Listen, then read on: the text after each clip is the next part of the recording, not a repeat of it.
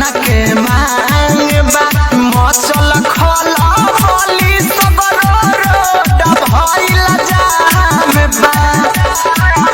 आज दियो दीवा पसलेली मोदी जी हे लइकन के मांग बा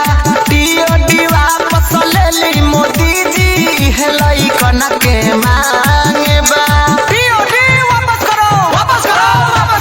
ज्योति रिकॉर्डिंग स्टूडियो घोड़ा सहन लखान। वंदे मातरम चल के नौकरिया कहेला करी नहीं मानव आतंकी बने के परी आज जिंदगी से हमनी के खेलता रहो सुन पावन बेलनवा के बेलता रहो अगनी पथ योजना के सुनिया बना समाधान बा दियो दीवा पसलेली मोदी जी हे लइकन के